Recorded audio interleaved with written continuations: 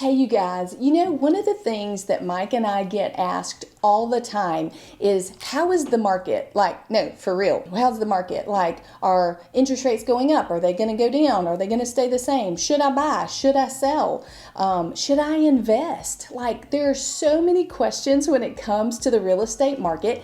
And our goal today is just kind of talking through a lot of statistics and things that we've seen over 2023 coming into 2024. And we just want you guys to understand what's going on in the market. That way you can make good informed decisions for your family.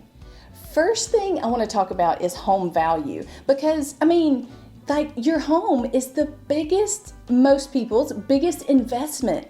And so you want to know that you're making wise choices with your money. You want to know that your investment is actually going to benefit you in the long run. So I want you to think about a graph, say from 1970 to 2024. And so when you're looking at that graph, of course, numbers change year over year as far as prices and appreciation. But what I want you to realize is that there is a market curve, and that curve is about 4%. That means when you purchase a home, on average, year over year, it appreciates at about 4%. Now, of course, there are times when it does not appreciate. Hello, 2008. But there are times when it appreciates even more. Hello, 2021 and 2020. So on average, though, year over year, it's about 4%. So we saw extreme appreciation over 2020 and 2021, but you know what? That was actually the market just correcting itself. So we are still on average of a trend of about 4.4%. Crazy enough, if you look at Alabama statistics over the last 5 years, there's been an increase of appreciation of about 46%. But remember, that's not statistically going to happen every year. Again, we're still at the 4% range for year over year since 1970. So I want you to understand that it is a good investment when you purchase a home. The next thing I want you guys to know is home prices. So of course there are going to be neighborhoods that are more expensive and some neighborhoods that are less expensive. But on average in Alabama, the average home is about $263,000. And from last year to this year, that's about an increase of 3.2%. So those are just statistics to have in the back of your mind so that as you're preparing to purchase, you kind of understand where prices were and where prices are now. The National Association of Realtors has statistics on all the things. And one that I find interesting just to know and understand where the market is how many homes did we have for sale in January of 2023 versus how many homes do we have for sale in January of 2024. In January 2023, we had about 3,300 homes that were for sale. And then in January of 2024, we had just over 3,200 homes for sale. So that helps me to know that there are less homes for sale in January of this year than there were of last year, which just kind of leads me into the conversation about inventory. So inventory is how many homes we have for sale as far as in months. And right now we're at about 3 months worth of inventory, which is actually fairly low, which means that if you're a buyer, again, if you found a home that you really enjoy, that you really think would be a good fit for you, then, it might be a good conversation to go ahead and jump in and talk about that home, because there is a limited amount of inventory. So just understanding the numbers so that you make good informed decisions is helpful. All right, another huge topic, of course, is interest rates. So again, let's think about a chart from a graph from 1970 to 2024. And again, there's going to be a historical average that takes place over, 50 years. And so what I want you guys to know is that interest rates on average, statistically speaking, from history, is about 7.7%. So just as I know we saw 2020 and 2021 and they were so low and they were so amazing, but just realize today at the time of this recording, we are in high 6s to low 7s as far as interest rate goes. And so we're still historically below average when it comes to interest rates. So when people say, is it a good time to buy or is it a good time to sell? It still is. The interest rates are not stopping people who need to buy or sell a home. Another big conversation that we're having is, what about foreclosures? I can just wait and I can get a really good deal on a home that's maybe been foreclosed on or in distress or something like that. And you absolutely can. That is a doable thing.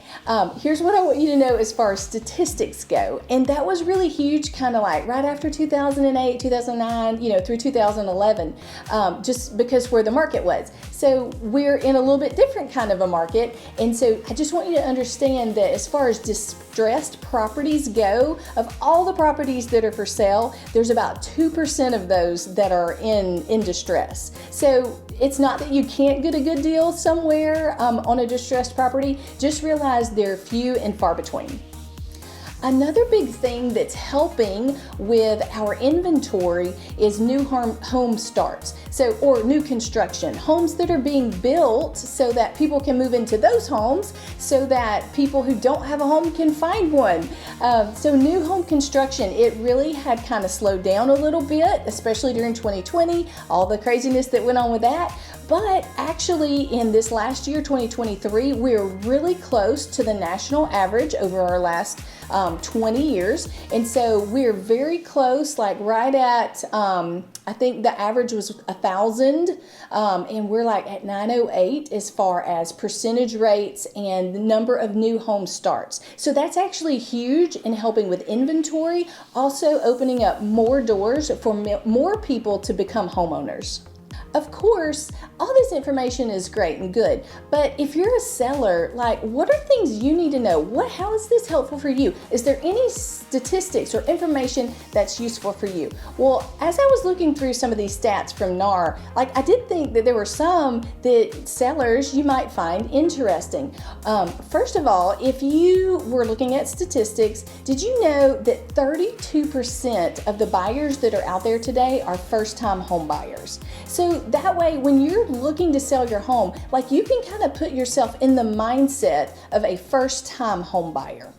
Another thing that I feel like is important is they kind of polled all of these buyers and said, hey, what's the most important thing to you? Why are you looking to buy a home? Well, of course, most of these are first-time home buyers, so most of them answered the question with, I want to own my own home. I don't want to rent. I don't want to give my money away to somebody else anymore. I want to earn the equity in a home. So their biggest goal is to actually own a home. So followed by that is they want to move closer to friends and family.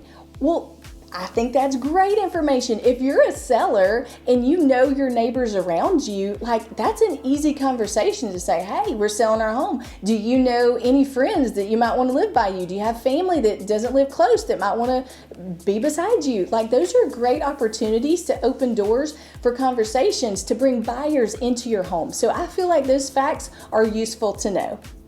Buyers, how does some of this information help you, or are there any statistics that are useful for you? Well, there are a few. The inventory, understanding where inventory is huge for you. The last thing I want you to do is go find a home that you absolutely fall in love with, and then you wait because you think, well, maybe something better will come along, and then you miss it because the inventory is short and somebody else swooped in and bought that house out from under you. So just as you're looking at properties, realize that inventory is low. The other thing I thought was interesting is on average, it takes about 10 weeks to find a property. So think of finding the perfect property more like a marathon run as opposed to a sprint. So just realize it can become overwhelming when you've looked for a long time, but just realize it takes time to find the perfect place that will fit good for your family. The last thing I did find interesting as well is about 90% of new buyers use a real estate agent. Why do you need a real estate agent to help you buy? Can't you just go to the seller who's listed the agent who's listed the property and just have them do it all for you? It'd be way easier, right? Well, you can do that. So let me put that out there. You can do it. Here's the thing. when a listing agent is representing a seller, they have fiduciary duties to that seller, which means their responsibility lies to the seller. Will they sell you the house? Absolutely they will. But just realize they're looking out for the best interest of the seller. Having a buyer's agent support you and represent you actually means that you have somebody fighting for your best interest, looking out for your back, making sure that you get the deal that you want, and you get the best terms and things for you as opposed to the seller. So using that agent is really useful to help you get what you want as far as buying the home of your dreams. You know what, guys? The Alabama market is still up and running and strong. And you guys, there is not a bad time to jump in. So if you're looking to buy, if you're looking to sell, if you're looking to right size, or you're first time home buyer or investing, we can help you guys with any of those processes. So don't hesitate to reach out to us. We are Mike and Brandy Brown with Keller Williams in Birmingham, Alabama. You can call us at 205-368-5995 or email us at info@mbrownrealty.com. We'll catch up with you guys later.